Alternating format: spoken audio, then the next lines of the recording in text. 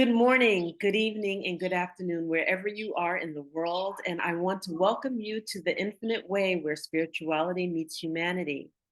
And it is great pleasure that I bring to you Mr. Obehi Ewanfah. And he is an author. He also takes care and has developed a series for storytelling for small businesses and content creators. He is the host of Obehi Podcast, and he brings to us a plethora of skills. For example, storytelling that strengthens the African diaspora bonds. And actually, what I'm going to do is bring you Obehi right here and ask you to tell us a little bit more about yourself. Thank you so much, Enolia. Thank you. I really appreciate this opportunity to be able to share about myself.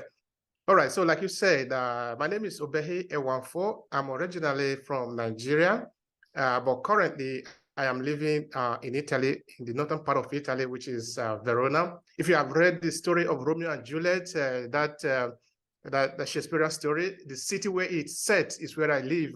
So to sort of give you a kind of my location, but I'm originally from the south of Nigeria. The state is called Edo State, but I'm from a people that are called Esan. All right, if you go to Google, you can also see the name sometimes called Isha. That is because the Europeans didn't know how to pronounce the word Esan, so they say Isha, but it basically means the same. And if you were to investigate the name further, you see that the name Esan is coming from our ancestral origin because our people are coming from the people of Benin. So that is where the name actually is coming from. So the Benin used the name to describe the people that went away. So it will mean that people Esan fear, that is meaning they went away, they left. So that is what happened. Of course, there is a whole story around that, which for historians, that would be really interesting for them to explore. But just now, I want to say that, yeah, I'm probably an Esan person, and I live in Verona. I've been here since 2004. So, yeah, I think maybe depending on the question that you're going to ask me, I will have time to be able to explore into what I do. I love storytelling, and I'll be interviewing people for forever. In that, I remember the first time I interviewed a person, that was actually in Nigeria. I was in secondary school then. The person that I interviewed, it might surprise you, it actually was a police inspector. And what happened is that in school, we had just learned about the Harvard couple law, which states that if you arrest somebody, the person cannot be held in the police custody for 24 hours without being charged. Without being officially charged. So as a student now, just growing up, those things sort of make sense to me. I say, oh, well, not that people actually were getting arrested in my home, but as a student, I was interested in exploring that argument further. And I didn't know where to go. I said, okay, let me just go to the police headquarters in Uromi.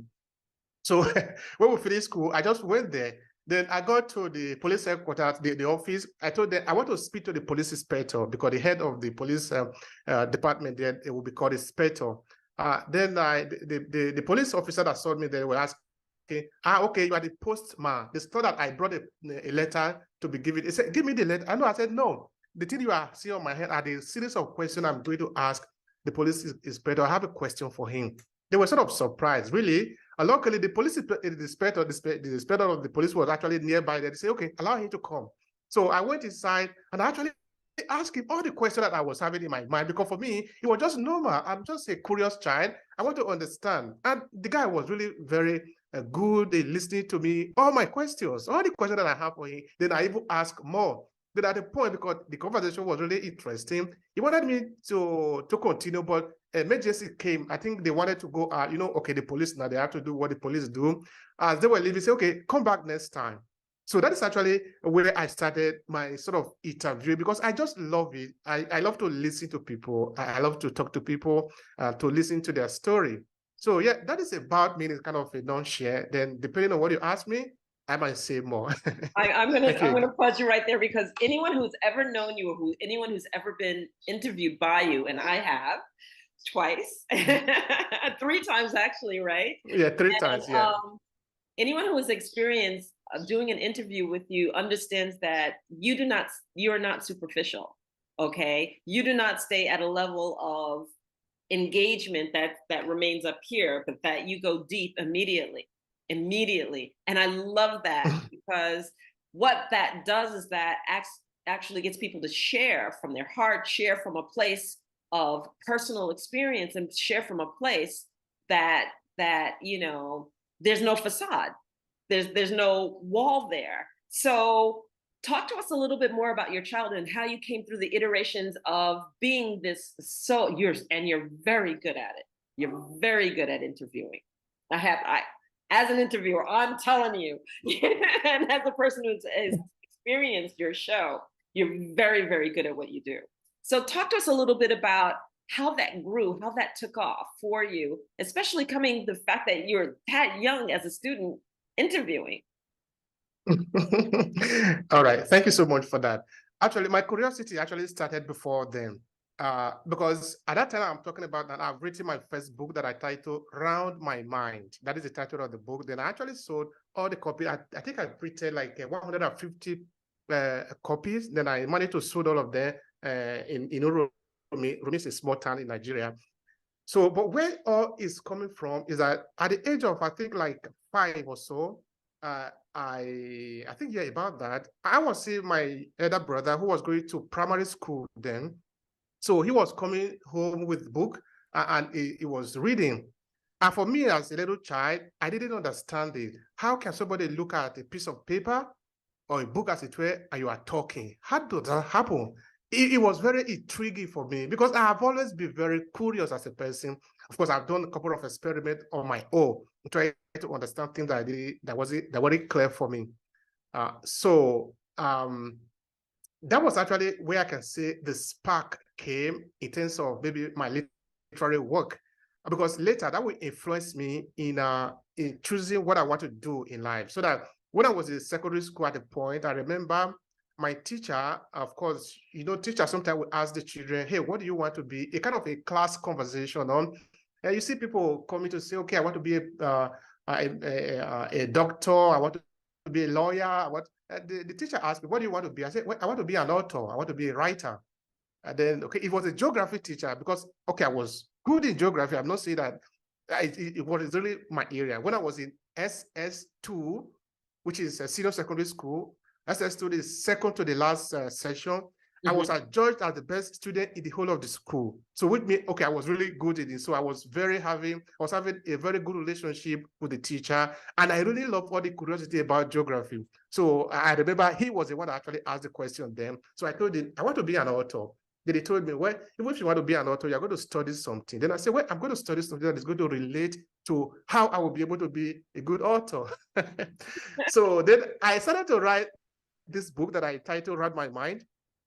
I didn't really know what I was doing. I remember that. Then I showed it to my teacher. Of course, I made a lot of error. Then the teacher looked at it and said, hey, forget it, study. Don't waste your time doing this. I still remember the teacher. It was an English teacher. Then as the teacher told me that, in fact, it encouraged me more because now I need to say, okay, you don't believe in what I'm doing. I believe in myself. So I would just keep writing. So I just kept writing the book I was writing. Of course, I wasn't dull as a student. I was good, okay? Let me just put it that way. I'm not like over-celebrating myself. I don't want to downgrade myself to what I've known because, okay, I have carried first in the class a number of times, okay? Mm-hmm. I just continue to write because I just love it. And the book, I still have it here because when I was coming to Italy, it's actually one of the few things that I actually took along with me. And the content of the book, like I just titled it, Round My Mind, was what I was thinking about, like some current affair, a little thing about politics, a bit of what I can call thinking, just a kind of thought idea, like thinking, philosophy, or things like that. Okay, I'm young, but those things were really on my mind, and I just brought it out, and I published the book, and I sold all of them. So when I was coming to Italy in 2004, coming to Europe, I took the book with me. Then I took also another book because when I finished that one, I immediately started to write another one. So that one I was writing, I didn't finish it, so I take it along with me. So when I got here, it would take me a couple of years before I would publish that book. And that book is titled amended, stream water. And luckily for me, again, that book was accepted at the University of Verona, where I live, as one of the books that children can pick to read. And I was really very happy about that. That was 2016 to 2017 academic year, because I presented it at the university, and it's also in other places. So yeah, I have been coming for a long time with my curiosity, try to understand people, listen to them, and talk to them. Now, about the podcast or the interview thing, okay, when I came here, based on my curiosity always, I was like asking the question, but who are the first Africans in this city? Right. What did they do? So that was just my question. How did they manage to survive or to up until this point? Of course, at that time, I didn't know anybody that was going to interview, but I had an idea what I wanted. Then I started to talk to people. Okay, this one will say, okay, I know somebody who knows somebody. So we started to collect the number of people like that, and I was going to meet them. So, of course, as I meet them, I do what I've always done, just ask them question. Tell me something about you. Okay, but why did you come here? Okay, now you say you were coming to Europe to study, but you are still here. Why? So I collected these questions together. Then it led me to write the first book in the project, which I titled Africans in Verona. It was just a story about them. It's only recently that I actually rewrite that book this year, and I published it. For that project, I published 2 books, that I created a documentary. And with that documentary of the same title, Africans in Verona, I won a scholarship, no, not a scholarship. I won an award at the Verona International Film Festival. Nice. That should be like, that was 2012, if I'm not mistaken. Okay. So I always love it. I always love talking to people. So that is where I am. And as you embark on your other skills too, because you're an editor and you create film, and you're a short filmmaker, exposing yourself just a little bit there. Talk about that a little bit. Okay, all right. Now that one is okay. That happened like this, because when I was coming to Europe, I knew I was going to do this work, so I just took with me the Bible, because then I was still very strong as a Christian. I took a dictionary, Oxford Advanced Learning Dictionary. It was a big one that I was using, because I knew I was going to need it. And the book I was writing, I didn't finish. So those were actually the things, some of the things that I took along with me, that I put in my luggage, of course, aside the clothes and all that. So at this time, I didn't know anything about video editing, or a documentary, or things like that. I just knew that I wanted to be a writer, and a better writer. So when I got to Italy, it was difficult for me, because I didn't have paper, I didn't have document, I didn't have the official document to be able to stay and work in Italy. So those few years was really challenging for me. So what happened was that I started to look for ways to be able to live, to make a good life, and I couldn't find anything. But I still love to carry on with my education. Then what I did was that I went online to search. So I found a place where I could study online. So I enrolled in a school in England called London School of Journalism. That was where I got my diploma in journalism.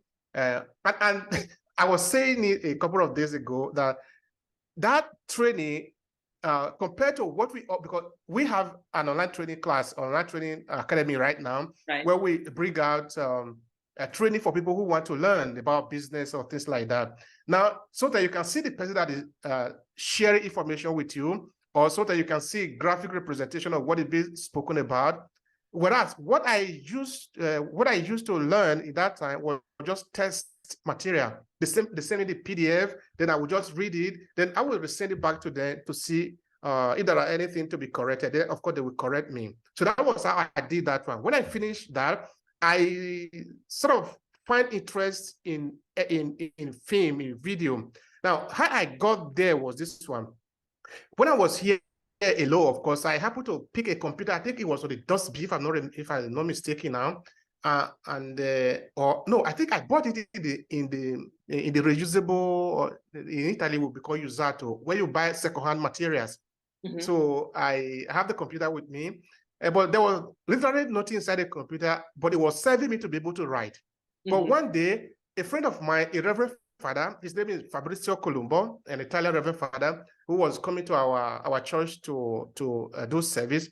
Of course, we became a very good friend. I was going to their office. So one time he gave me an editing software. The editing software is called Ulid Video Studio. I think that version was version 8 at the time. Then he just gave it to me. I said, okay, now what am I going to do with it? I took it home. I installed it on my computer. But no, just what I want to tell you is that nobody actually taught me how to do video editing. Wow. So I went online. I started to ask, what do I do now? Because I love the idea, of learning. Then I began to see that people were, okay, you do the cutting. It took me some time to understand how to even cut a clip, to cut it. You just slice it. Then I learned how to cut it. Then I also learned how to put effort in between. Then at the point, I also learned how to put text in it. All part of the process was very fascinating for me. Then I said, okay, well, now I write. Okay, this is another way of writing. So I'm going to put the two together. So that was why when I started this project, this research project, Africans in Verona, I was doing the video. Then I was also collecting the material that was used for book later. So that was how I did the documentary. Because now I've learned how to do it, then I just continue to do it. I just basically taught myself online, watching YouTube video and all that, and reading. Okay, yes, then I wanted to improve on the skill. So I enrolled again on another online program. And this school is in New York, called New York Film School Direct. So I enrolled on their program. So I actually studied for, I think, like 1 year or thereabout. So yeah, that's more like. Very, very nice. See, you get to learn more and more things about you. So this is something I've always wanted to ask you. What does Obehi mean? What does your name mean? All right. This is a very interesting one. Okay. Now, in my family, we are 10 siblings. The first is the one that was born by the first woman that my father married. Then she died. Then before she married my mother, that is a woman, the first one. Now, the first child of my mother is also a woman. Now, from that, after that one, from that to my stage have all been male, which means that my mother had 5 children that are male, and she was looking for a female who could help her do some domestic work. So she said when she was pregnant of me, she was expecting a male, so expecting female. So she was secretly praying, this one should be female. So she will give me a hand when I'm doing my work in the house, no? Because all this male all the time. She needed a kind of variety. But she said when she gave birth to me, of course, all of us, she gave birth to us in the house, no hospital. Right. So when she gave birth to me, she said, I just took out the child like this and look at it. He still has a tail on it. So this is another so this is another male again. Then she said, well, is fate, as it were, is the will of God that it should be that this child should be male. Now it shall be called Obehi. Now let me explain that. Obehi meaning it can be like it's in the heart of God, or it's God that decides. So that is the meaning of my name. Meaning you can either say it is fate that it should be this way, or it is kind of a divine intervention that it should be this way. So Obehi basically signify that for my mother. Now, what is the importance of that if we are talking of a name or the irrelevance of name? It means that each time that she calls the name Obehi, the memory, everything that have happened surrounding the naming of the child, me, therefore, became fresh to her. She's not reenact that moment again. So that it is not really a good thing that we should throw away our name. Because if I throw away my name and I make my mother to call me any other name, like a European name, for example, then of course I'm called Peter. I'm going to talk about just now how I got that name. Then she called me Peter. For her, Peter doesn't make anything, doesn't signify anything, doesn't bring her any sort of memory, because she has absolutely no connection to what Peter signifies. But how did I become Peter? I was going to church like most other Africans or most other Nigerian. Then I was going to a Catholic church. I went to catechism. Then I was going to be baptized. That was when I realized that Obehi was not a good name.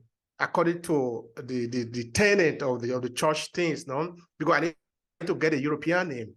I'm not saying that they forced me, but they forced me psychologically.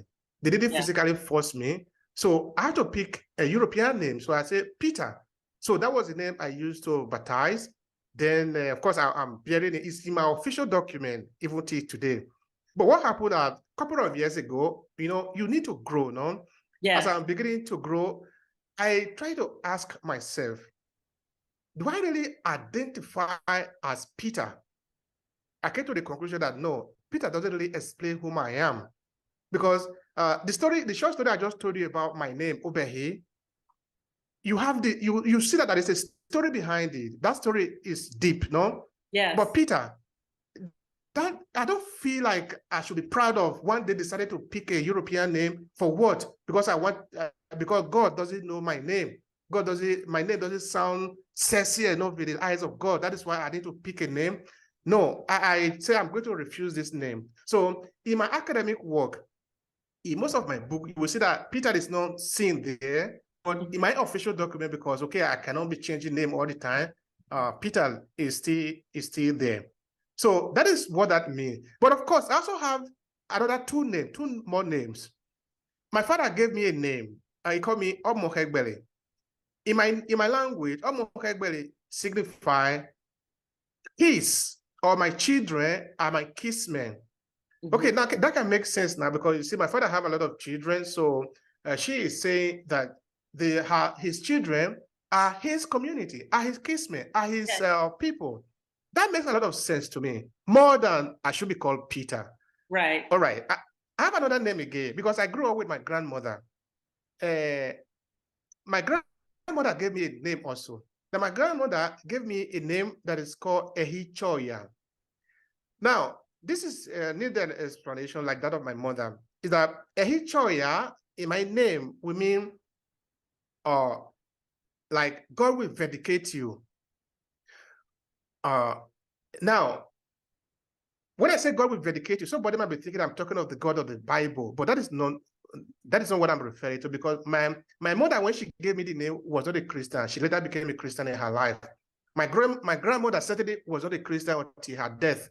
So when she was saying God will vindicate you, she was not referring to the God of the Bible. Right.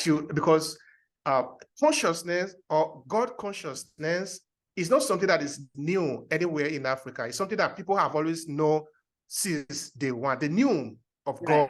They knew how to relate to God. They knew that there's certain thing that they couldn't explain, that they couldn't understand. They knew how to be able to bring this interpretation in, so that when they call God, it's not like, okay, we are calling the God of Allah, the Islamic or the Christian God. Okay, I just wanted to clarify that. Yes, so I don't know if that would be, yeah. So this is really interesting, because I look at my name and I love my name, right? Enolia, and people would always ask me, what does it mean? And in my name meaning means an old soul who brings light into the world. Okay. And so to me, it's like, it defines my purpose. It defines who I am. And as I got older and I learned heritage from different points of view, right? So from a Native point of view, Native American, indigenous point of view, my name in Cherokee also means Black Wolf, which makes sense, because my great-grandfather on my father's side, they were brought across through this transatlantic slave trade. And then what happened is that Africans, when they were brought here and they actually got freedom, the first place they gravitated to was the Native Americans, because the Native Americans were closest to how they lived, right? That indigenously, spiritually, one with the land, understanding of the land, understanding all of the different points and perspectives. So my name means Black Wolf in Cherokee language also. And then when I studied with my grandmother, now I don't mean my official grandmother, but my grandmother, meaning my elder. Grandmother is a title, eldership for the Native Americans. They gave me my spiritual name, and my spiritual name is Changing Times Woman, Changing Times Kwe in the Ojibwe language, right? Because they say that I come into lives and then things shift, things change. So I've always understood names to be that of a spiritual connection, that of the individual and what you were declaring that baby, that energy, that being to be to the world, to the universe. And so to me, that there is always a spiritual component. There's always that love and that spirituality that really engages who that individual is. So to me, that makes so much sense. And people don't do that. They just go into a name book. They look down here. Oh, that sounds good. I like that one, and I like that one, and I like that one. But where's the meaning behind the name? The true meaning of what you're calling that child? Because when we use a name, the way that you name things actually is also sets the course and the energy of their life, the standard of their life also. So people don't seem to understand or comprehend that, you know? So when they're quick to name, even an animal doesn't want to be called something negative, because that negativity, that negative statement of that name is what you're applying to that animal. Therefore, it makes that, demonizes that animal. They don't want to go out into the world like that. So names are a very, very significant thing. I want to go back to you. You have this world, this life of being able to interview people, deciding that you want to be an orator and everything. And then you did a transition that takes great courage, because I didn't do it till later in life, which is you changed your country. And a lot of people just go, oh yeah, I'm from Africa and I moved over to Italy. But I visited Italy, okay? I've been able to see from Rome all the way to the Amalfi Coast, and then all the way down to Calabria. Okay, so I've gone the whole southern side. I haven't seen the northern side. But to go from Africa, of which where I am now in Angola, and I understand that the culture, the tradition, the way that we look at things, the way that we are one with the land, the way that we do many, many things are so vastly different than the European culture. And so to be able to just go from one country to another isn't traumatic enough, but it sounds like you went very, very young also. So talk to me a little bit about why that transition and what took place in that transition. All right. So I was 24 actually when I got to Europe. Okay. Yeah. 24 when I left Nigeria to come to Europe. Yeah. Now, I'm still young there. Okay. I've grown to a certain stage now, so I can actually take decision. But the idea was that my family has thought that, okay, because when I finished my secondary school, the option was that I could go to university or I could travel abroad. Travel abroad, according to what we understood it to be, was that life was going to be better for me. So if it's better for me, then I can also be of help to other people in the family, you know? Because the money that was spent to finance my project to come to Europe was not from me, because I've just finished secondary school. I didn't have money. I was teaching. I just finished secondary school. I was teaching those who were going to write JAMB, were going to write GSSC or something like that. Okay, like I was saying, I wasn't really doing poorly in school. And so as I was finishing, I could get employment easily in those areas. But coming to Europe, that money was actually coming from the pocket of my brothers who wanted to help me. The only thing that we didn't really know how it was in Europe.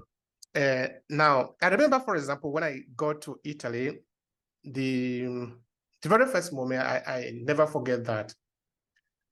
And now I've written a book.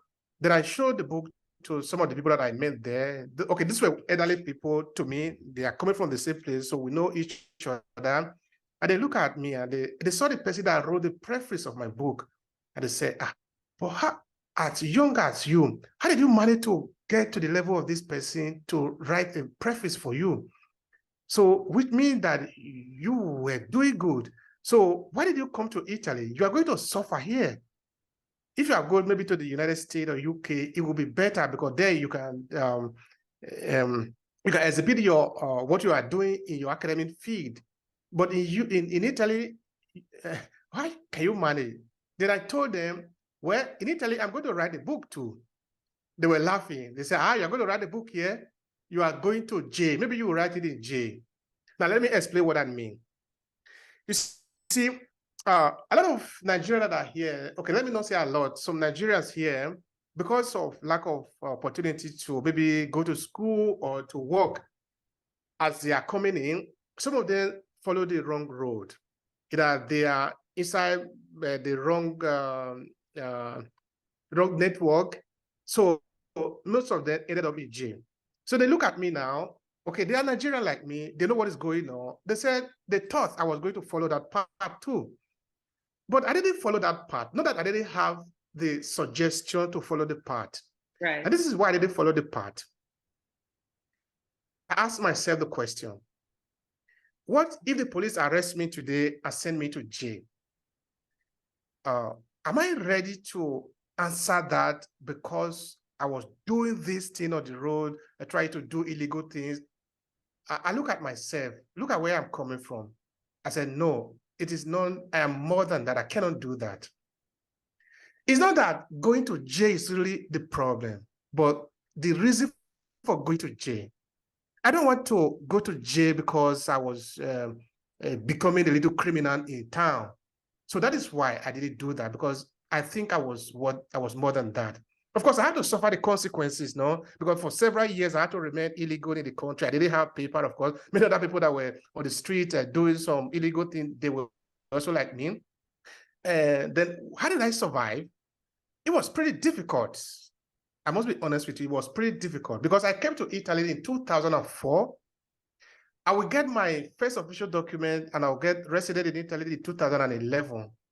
So you can just do the calculation for yourself. So all those years, I was what you would say invisible. Okay, I know that in US, you also have a lot of this idea of many people that are living in the country, but they don't have legal status. So which means that you are very prone to fall into the hands of those who are in the dark world, as it were, who are into illegal things and all that. Right. So sometimes it does take a bit of courage to be able to stand firm and not pivot to those areas.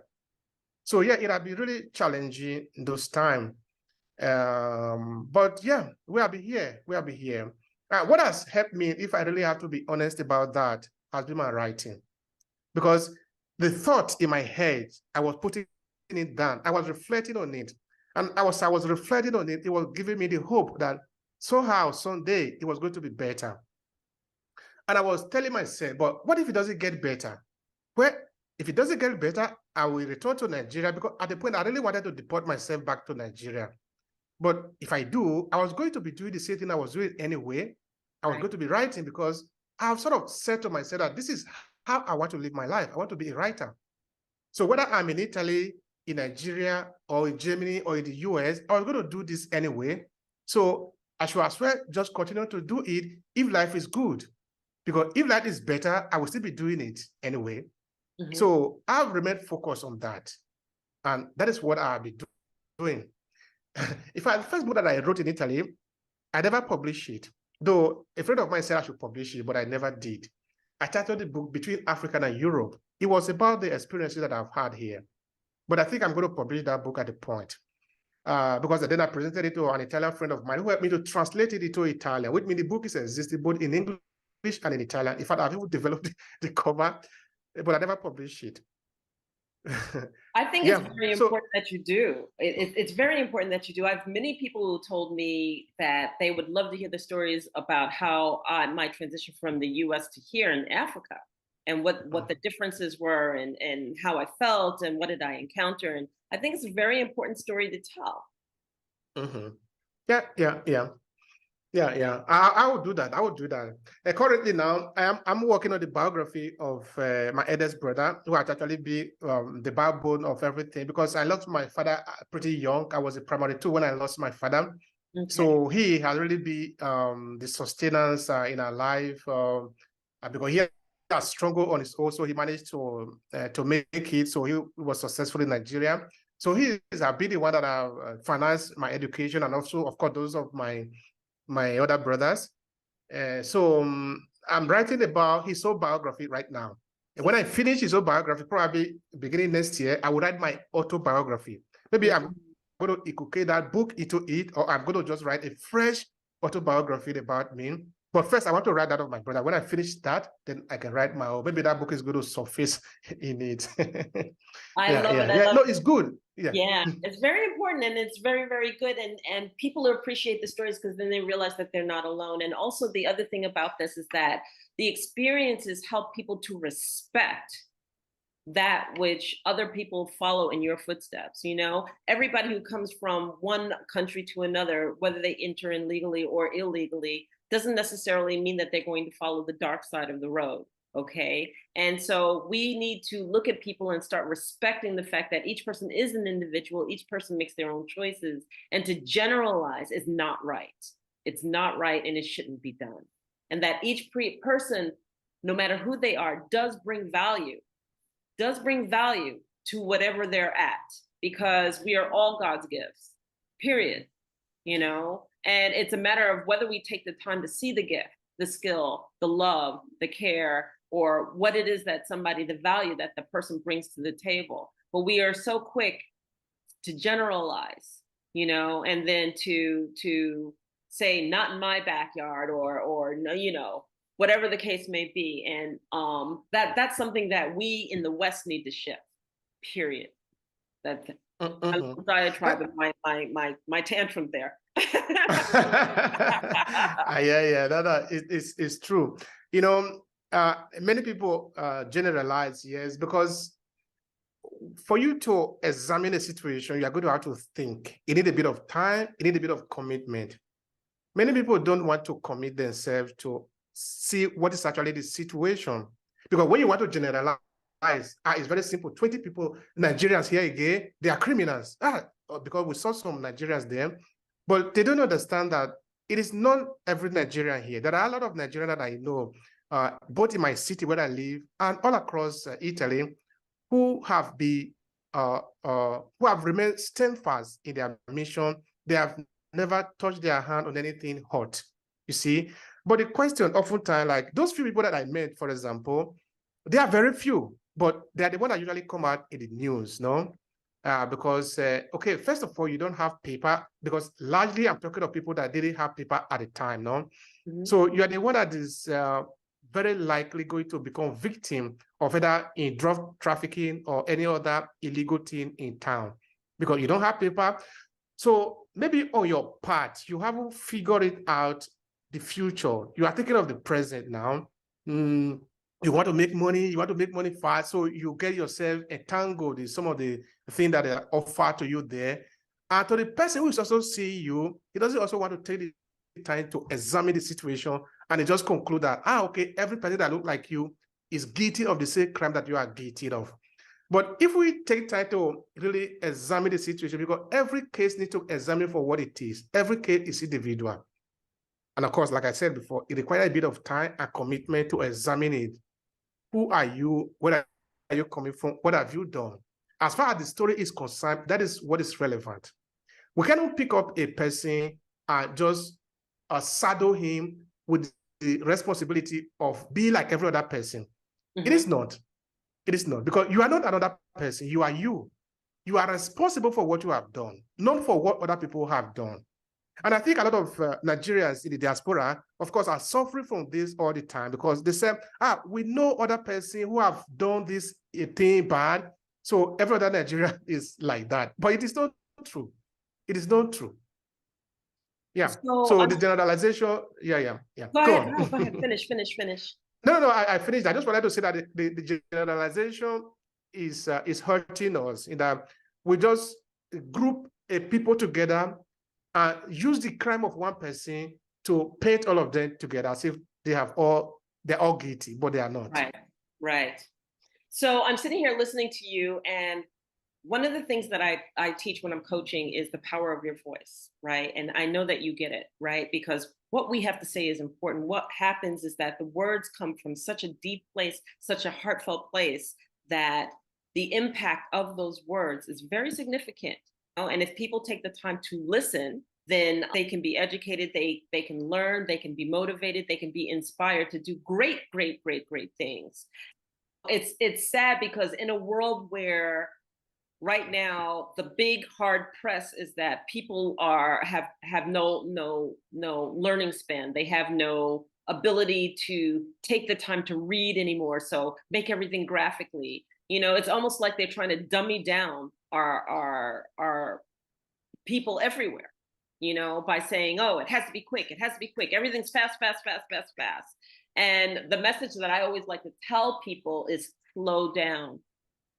You know, when I'm working with someone, if you don't have the ability to read what I wrote and your life is going too fast that you can only get graphically motivated in order for me to capture your attention, then I don't need you as a client. I don't need to work with you. I want people who are intelligent.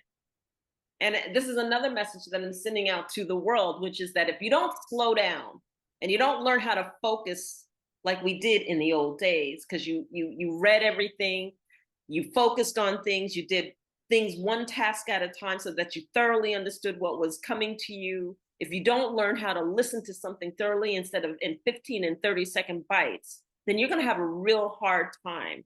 And people are going to be easily able to sway you one way or the other. All they have to do is take 15 seconds to lie, you know? So to me, those things are really, really important. As an author and as an orator, what message would you think is most important out there for people to hear coming from you? All right. Thank you so much for that. I think the important message is the owning of our voice, because it helps us to, even from monetary point of view, it helps us to write our own check. And in point of defense, it helps us to be able to get ourselves out of the hook easily. Because if another person is the one telling our story, we are going to really rely on whether the person is good, because if the person is good, then they can tell the good side of us. What if the person is bad? I understand that learning how to own your story is not easy, but it's worth it at the end of the day. It is. That's very hard to own our voice. We can sit on the treetop, we can still sing. People will listen to us. We can stay inside the ditch. We can still use our voice to bring somebody down from the top to help us. But if we don't have voice, if we can't talk, in the sense, if we can't own our story, then we will always depend on somebody else to speak for us. And this is very disadvantageous in many senses. Now, let me give you an instance, what I mean by this. In the course of my research that I made mention of before, the story of Africans in northern Italy, one of the problems that I found in the community is that a lot of people, predominantly Nigerian, Ghanaian, or the English-speaking Africans in Italy, not all of them, haven't taken the time to learn the Italian language. Now, what does it mean? It means that in this society where they live in, I'm not saying that Italian language is better than their language, but you are in Italy. This is where you live now. You need to be able to express yourself, communicate, say your point of view. What do you think of the situation around you? Can you tell your story to other people so that they can hear you? Now, many people that haven't been able to do that, they find themselves maybe after 20 years calling for interpreter. Now, I also do interpretation. I also do the work of interpreter here as one of the things that I do, because I follow the refugees to the tribunal. Maybe when they have gotten rejection, I need to help them there to translate for them from English to Italian. I can understand that for refugees, the people that are just coming in, they haven't stayed a lot of years here, so they don't understand the language here. But I've also done that for people that have been here for several years, for 15 years. But come on, for 50 years, you can learn the language. For 50 years, you should be able to express yourself officially. Okay, you cannot express yourself as if maybe you were born here. I don't talk as if I were born here. I still make a lot of mistakes in Italian language. But I can talk to, I've interviewed different professors in different universities in Italy. All I just need to do is to know that I need this type of a story, and I ask, who can I talk to? Oh, there is a professor at the University of Padova. I don't pick up a telephone. Hey, I want to talk to you about this, or I write a message. I don't need somebody to write it for me. And when I get there, I will speak to you. I will ask you the question I want to ask you. Nobody's going to do the interpretation for me. Which means even though I'm not really as perfect as it should be as an Italian, because I'm not even an Italian, but at least I can make an Italian person to understand me, which means I speak for myself. I think that is a position of power. And when it comes to storytelling, okay, we go away from the limited space and let's look at the general sense of it, that we should own our story. Because even if you're in the United States, you are a Nigerian in the United States, or maybe you are a Ghanaian in UK, you are speaking English, that still is not a guarantee that you own your voice. Because you still might want another person to speak for you, because that is a different thing altogether. Being able to own your voice, meaning that you should tell your story. Okay, I know that getting started you might not be perfect in it, but you are going to have to tell your story. You owe the universe this obligation. You must tell your story. You don't need to go to the grave with your point of view, because we will never have the chance of knowing. What if Steve Jobs never told his story? How could we know? You know, that commencement speech he made in Stanford is still very useful to a lot of people all over the world today. Steve Jobs is dead. Yeah. What if he never said it? You see, I think that it is absolutely important that we, particularly people of African descent, we must learn how to tell our story. And if we expand this to a larger scale, we see that for several centuries, other people have been telling African stories. This is what I'm talking about. That story have never been favorable to us. And it cannot be favorable to us even in several centuries to come. Because everyone that is telling a story have a part of him inside. Yes. And it cannot humanize the person that you are telling, except that person is a good person. But if we look at the complex relationship that we have between Africa and Europe, it cannot work in that situation. The European cannot humanize Africans. Because if they humanize Africa, they don't have the moral obligation or the moral justification, I should say, to continue to exploit Africa. Because now the world knows that these are two human beings. So we better negotiate instead of you speaking for me.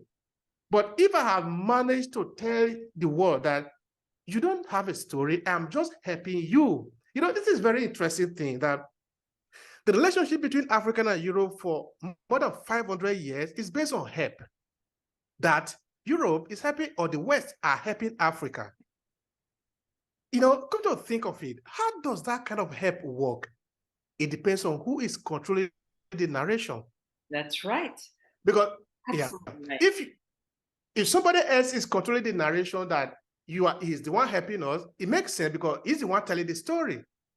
So for the sake of the survival of the African people, they need to own their story. Of course, owning your story, meaning that you are going to make some contradiction, you are going to contradict other people. But that is what it means. That is why you are alive. That is why you are a protagonist, at least in your own story. Yes. But what you see now is that we go around across Africa. Most of the textbooks in the school are not written by us. Some of them that are written by us are written and vetted by institutions that are not controlled by us, which means we are several degrees away of being able to project a future, because that future needs to be vetted by the opposition, needs to be vetted by the oppressor, needs to be vetted by other people that are not. What kind of a future are we going to have like that?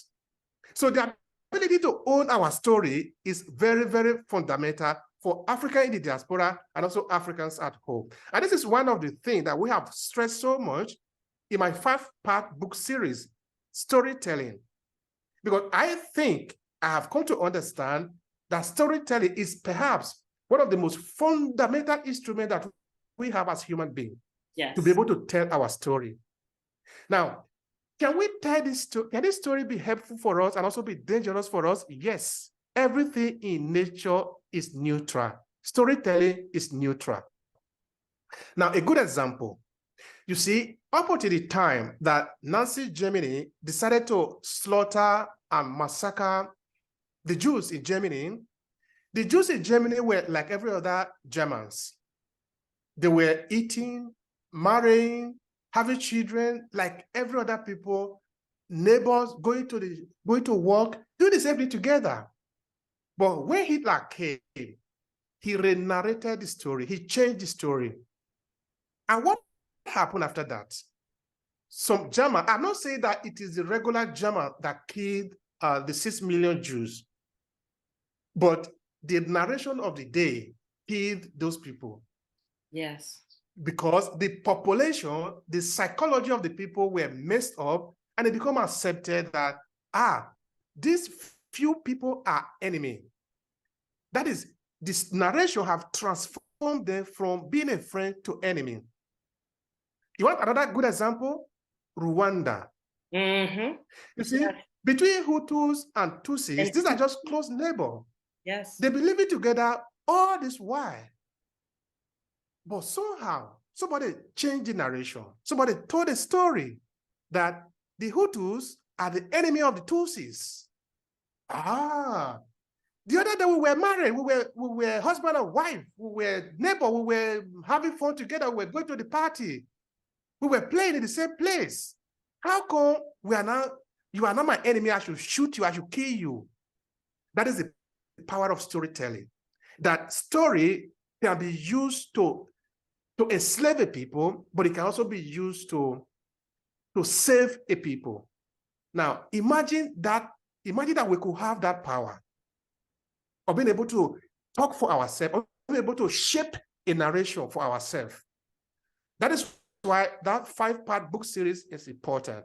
It is true that we are concentrating on small businesses and content creators, but the idea is the same. Storytelling, what are the bases? Why does it work? Yes. What is the importance of storytelling in our life as African diaspora, as a people, in our world?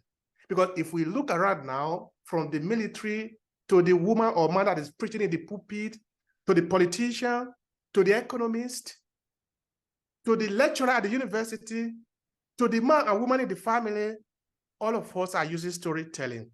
But yes. What we are saying in this 5-part book series is learn why it works so that you can use it perfectly. Beautiful, beautiful. And on that note, I don't want to end this, but we're coming up on an hour, and I think that is perfectly stated and everything right then and right there. And there are many comments I want to make, and if I start, I know that we're going to go another hour, so I want to leave and reserve the right to come back, have you come back and talk more about storytelling. I want to reserve the right because, you know, you talk about the Hutus and the Tutsis, and, you know, we just finished going through another encounter of that politically today, 1 year ago, during the pandemic, where that divisiveness was breaking up households and everything else, saying, you're this and you're not this, you're that and you're not that. And so families are breaking up, couples are breaking up, everybody's breaking up because, oh, you're on that side, well, I'm on this side. We use that divisiveness, or the government uses that divisiveness even today. And this is why I talk about the power of words and the power of our voice and the intelligence. We've got to get smarter. We've got to get smarter. And we've got to understand when something is being used to divide us, something is being leveraged, a message, the story is being shifted to somebody's convenience. Because wouldn't that be powerful if we just rejected the story? And I'll leave it at that. Oh my gosh. Thank you so much, Obehi. Thank you so much for bringing what you bring. Tell people how they can get in contact with you. Tell people where your books are. All right, thank you so much for that opportunity. All right, so my book, the 5-part book series, and of course, other book I've written, other books, they are available on Amazon for those of you who want to get a copy for yourself and read. And of course, I recommend, please, if you read, do leave a comment. I want to hear what you think about them. And of course, you can also reach me on my website, obehiewanfoh.com, or check out my podcast, Obehi Podcast, where we go deep in conversation about African diaspora, about businesses and content creation. Yes, if you want to check, maybe for example, you're in a small business, you want to learn how to improve what you are doing, you can check out AClasses Academy. That is our school that we are building to be able to resolve some of the problems that we have in the community, which is about learning, sharing knowledge, because knowledge is powerful. Yes, these are some of the ways you can reach me. I'm available on Amazon, I'm available on LinkedIn, I'm available on YouTube. I have a couple of YouTube channels. I'm available also on Facebook. So wherever is easier, of course, the podcast is available all across different platforms. Just type Obehi Podcast, then you will be redirected there. Thank you so much. I really appreciate you, Enolia. Thank you so much. Thank you. Thank you so much. And any last messages, words of the wise from you to our audience? What I would say is that we should own our story. I would say anything better than that. We should learn to own our story, because story is powerful. It's absolutely one of the most important things I think that is out there. So every one of us should learn how to master our story, because then we can use it, we can leverage it in anything that we do. So I really want to encourage people to pay attention to that. That you can start today. You don't need to be an expert starting yesterday. Even now, you can still start. What is your story? Where are you coming from? So thank you so much for that. I really appreciate it. Thank you. And thank you for joining us. And again, thank you, Obehi, for being here, sharing your heart, sharing your story. Take care, everybody. Thank you so much, Enolia. Thank you. Bye-bye. Thank you.